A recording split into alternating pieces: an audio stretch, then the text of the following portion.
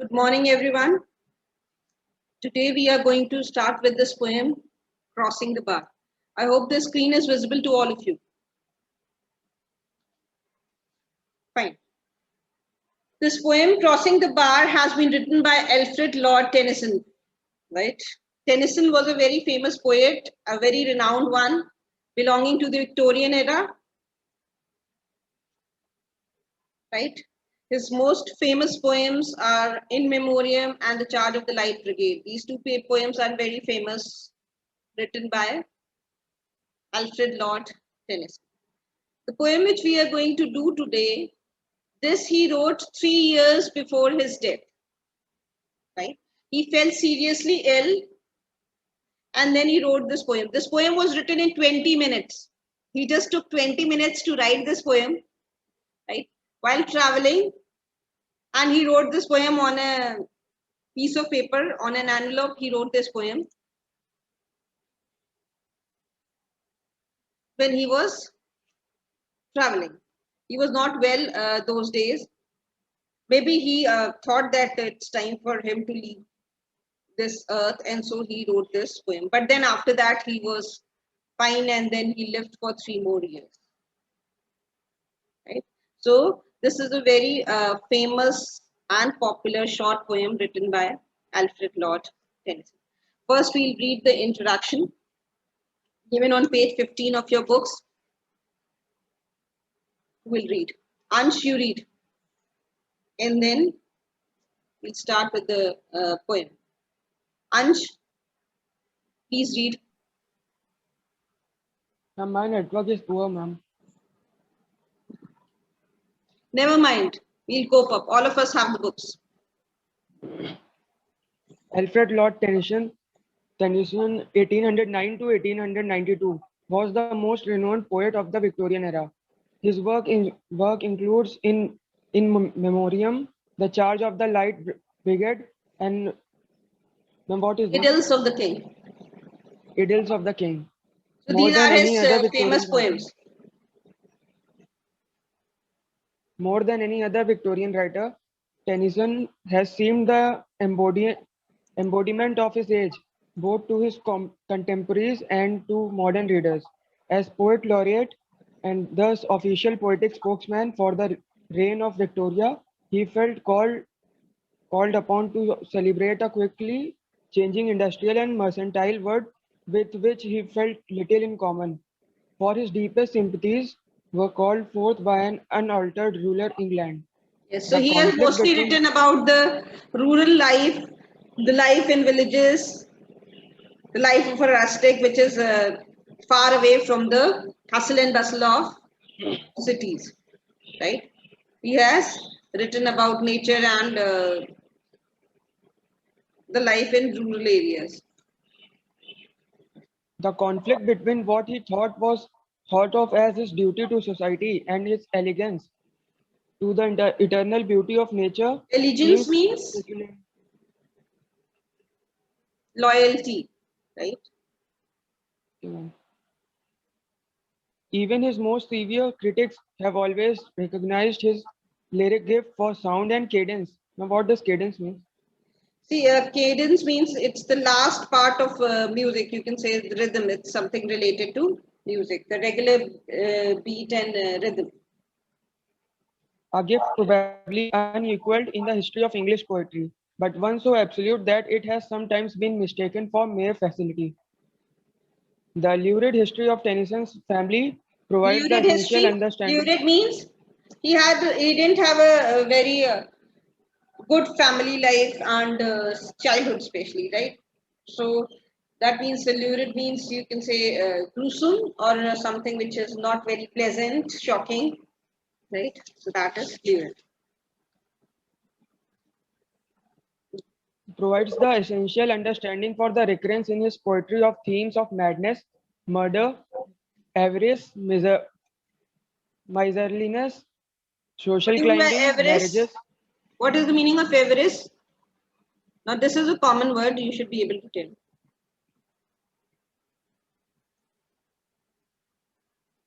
No one. It's like greed for wealth. when you have a desire to acquire more and more wealth. So that is avarice. Continue. Marriages arranged for profit instead of love, and estrangements between families and friends. Tennyson wrote Crossing the Bar in 1889, 3 years before he died.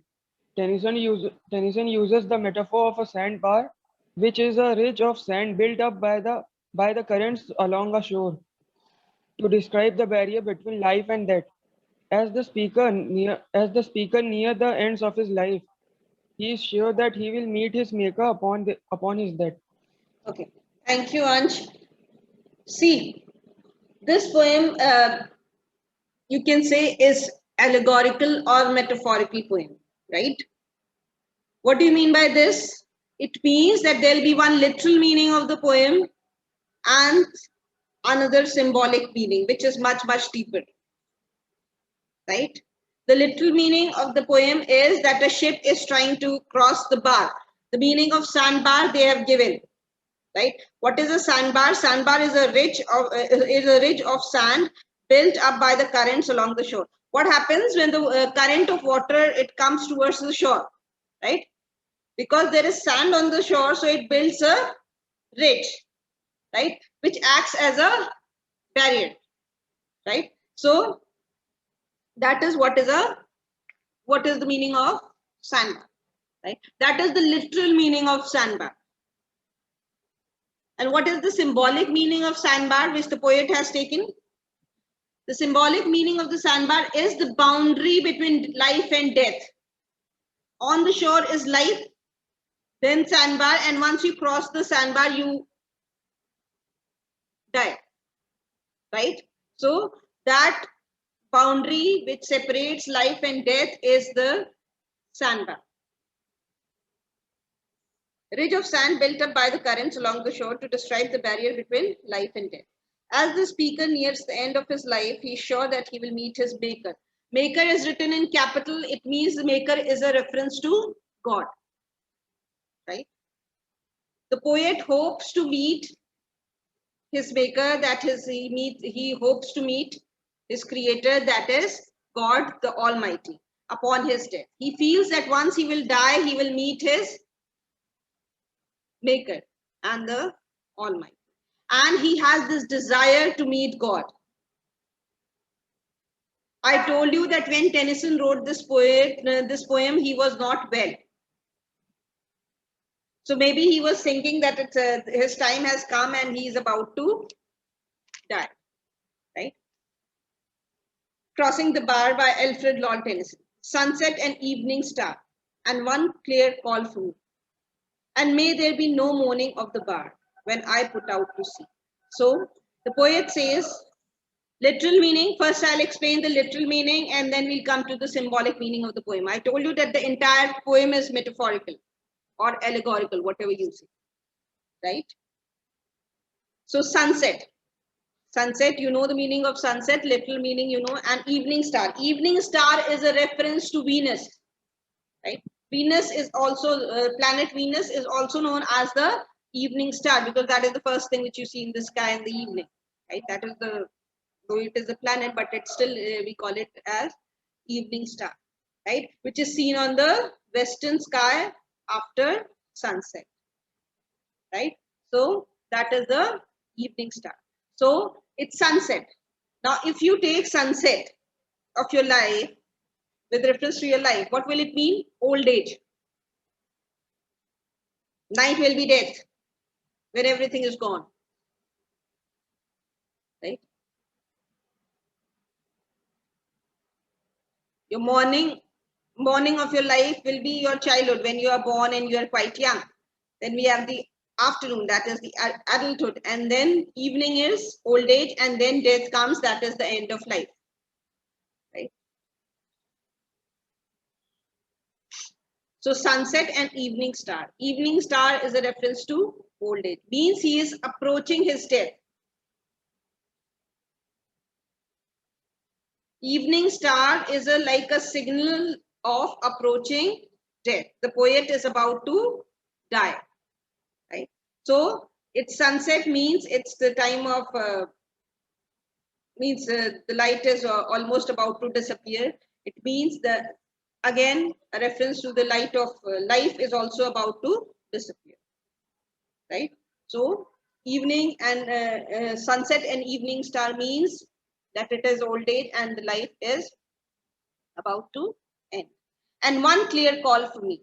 See, old age, when once you grow old, right, then you know that anytime you will be called and then you will have to leave this earth. So the poet has received the clear call. That means he has come to terms with the reality that now it's time for him to die, right? This clear call means a kind of a formal announcement that now your time has come and you have to leave this earth.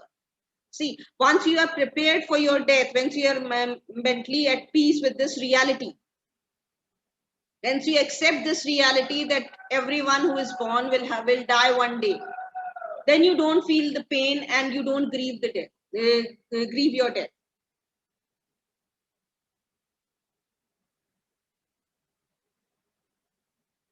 So this line shows that now the poet is at peace. He has accepted that this reality that he's about to die. And one clear call for me. Clear call here means the call of death. Right? So I've received the call of death means now it's time for me to leave. My God Almighty is calling me. It's time for me to leave this life on earth and enter into another one. That is the life after death. And may there be no moaning of the bar. See, the literal meaning of moaning is the sound which is produced when the waves they strike the ridge. I told you that due to the current of water, a ridge kind of a thing is built on land. And what does that ridge do? It restricts the waves from coming to the shore. Right? It acts as a boundary. So, and may there be no moaning of the bar. No moaning of the bar means that may there be no restlessness, no kind of repulsion, no suffering. See, when do you suffer? When will you suffer? You suffer when you don't accept any reality, right? Death will be a thing of sadness or sorrow or suffering or pain only when you are unwilling to accept it. Right? If you have accepted this reality that everyone will die, and now if this poet has accepted this reality that his time has come and now it's time for him to leave this earth, so then there will be no mourning. Right? He'll be at peace. He wants to die peacefully. He doesn't want any sound, crying. And I told you the literal meaning. The literal meaning of mourning is the sound which is produced when the waves they strike the ridge. That is the sandbar. So that sound which is produced, that is moaning of the bar. Right? And the figurative meaning is the suffering and the unhappiness.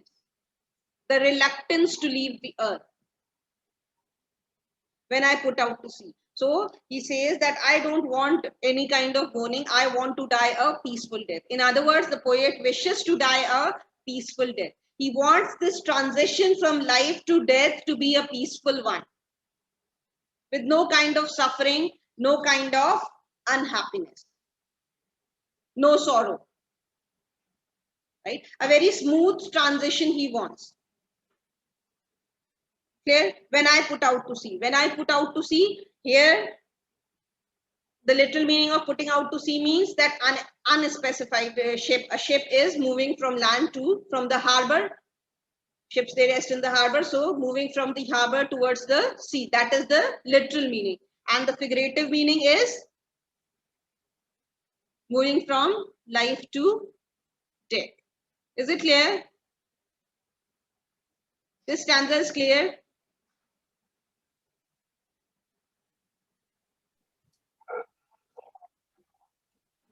coming to the next stanza. First, tell me the rhyme scheme of the poem. Who can tell me the rhyme scheme of the poem?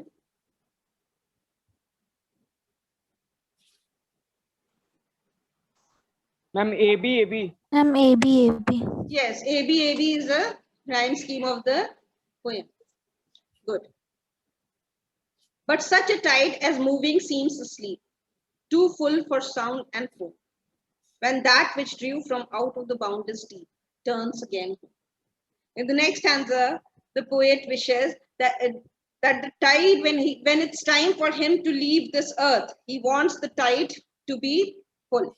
But such a tide as moving seems asleep. Moving seems asleep means very smooth transition he wants. What will happen when there'll be high tide? There'll be a lot of water, right?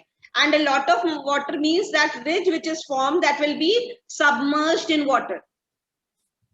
Now just imagine a ship trying to leave the harbor and move into the sea.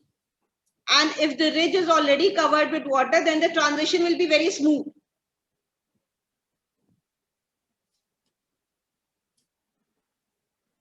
Right? Because there will be no hurdles and it can smoothly sail from the harbor to the sea. So that is he wants. That is what the poet wants. But such a tide as moving seems asleep. Moving seems asleep means as if you are sleeping, you are not disturbed. That means very smooth and calm. He wants the transition from life to death to be very smooth. Right? Too full for sound and foam. So he wishes that the tide should be full. It should be high tide so that the transition, the tide should be full. Tide full means that there is a lot of water, so that the bar is submerged and the ship can easily move into the sea without facing any kind of jerks, and with lesser amount of, when the transition is smooth, then there will be not much sound, right? So again, he wants to die a peaceful death, too full for sound and foam. When that which drew from out of the boundless deep turns again. Now see, in these lines, the poet says that which drew from out the boundless deep. He believes that this place, the earth, is not his permanent destination. Right? He doesn't belong to this earth. He belongs to somewhere else. Right? Turns again home. So now he's talking about going back to his home. Now his soul is going back to his home. This earth is a temporary residence where he was for some time. He came to this earth for some time, and now it's time for him to turn and go back home. So that again, this is why he says that this transition should be very smooth, without any kind of suffering, pain, sorrow, because he's going back to his home. And going back to your home is again a thing to be happy, right? A thing to be at peace. Here he also stresses on the cycle of birth and death, right? We come to this earth, we live for some time, and then again we have to go back to our, right? Because our ultimate aim is to meet that Almighty. We belong to him, we have to go to him in the end. Twilight and evening bell. So again, these two things again signify end of day. End of day, and the symbolic meaning is end of life. What is twilight? When the sun is just about to set and you have that,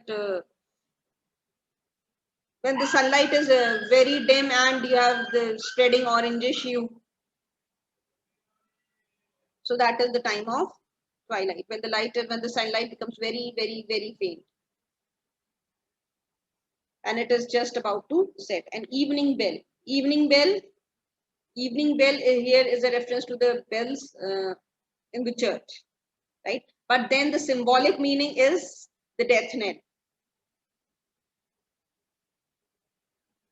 The bells which are rung on the death of a person, right? So again, this also signifies approaching death, right? Twilight signifies, twilight and evening bells, they signify the end of day, and symbolically they signify the end of life. These are the things which are signaling the end of poet's life.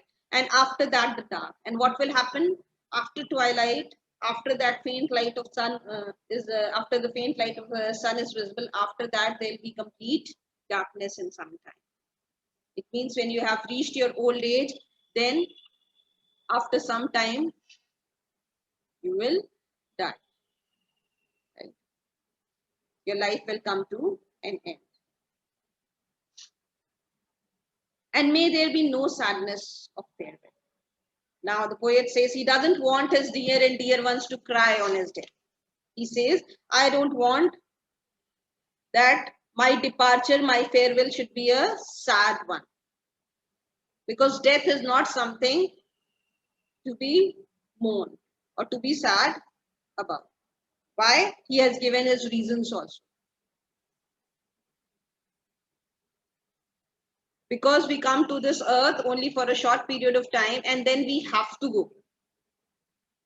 So death is like homecoming, going back to your home, which is your permanent destination. So he doesn't want people who love him, people, his family members, his relatives and all his near and dear ones to mourn on his death. He doesn't want them to cry and make this departure a difficult one. See, if you see all the people crying, then the people who love you, if you see your near and dear ones crying and mourning on your death, if they are not happy, then what will happen? This transition will be difficult for the poet. Right? Because nobody wants to see his or her loved ones suffering. Right? So that is why the poet says, I don't want you to cry when I die. I don't want to see anyone in pain. I want everyone to be happy and calm when I leave this earth. Why? Because then only his departure and this transition from life to death will be a calm and peaceful one. When I embark means setting out on the journey. Embarking of the ship means when the ship leaves the harbor and enters the sea, starts its journey, its voyage, right? So I don't want this transition to be a sad one. I don't want to see any crying faces or anyone sad and gloomy on my death. I want everyone to be calm and peaceful and accept this reality, because the poet himself has accepted this reality that now his time has come and now he has to leave this earth. So he wants all his loved ones to be at peace with this particular fact, with this reality. Any problem till here? Okay. What is the meaning of too full for sound and form?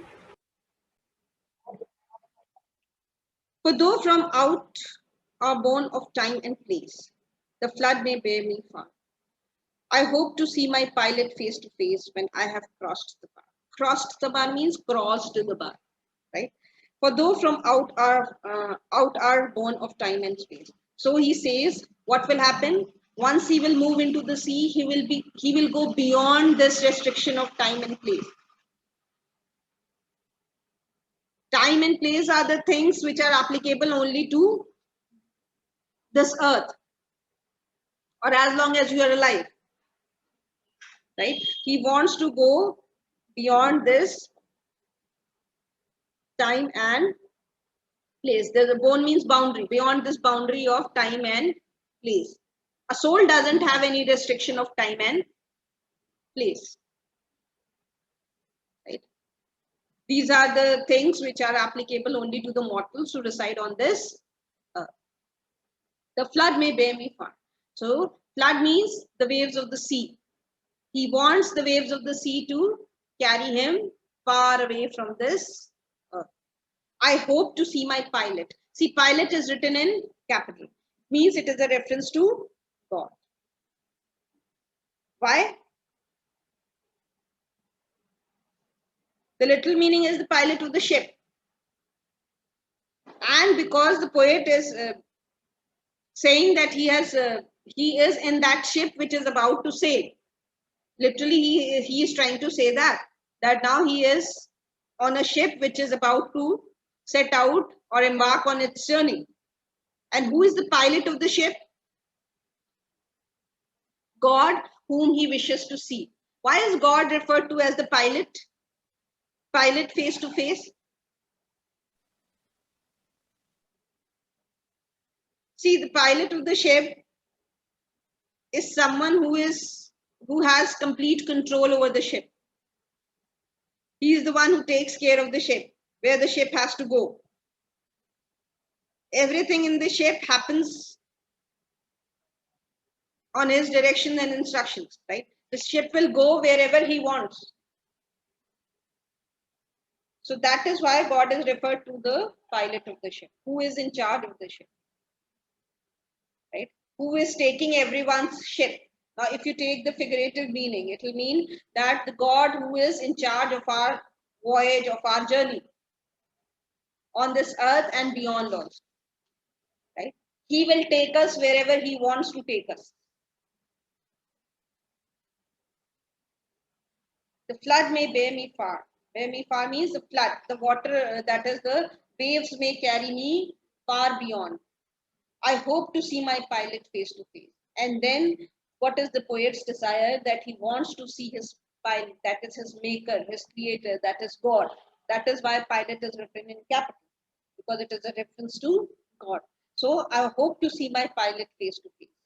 This is the only wish which I have, that I want to see my pilot, my God, face to face. God who has made me, the God to whom I belong, when I have crossed the bar.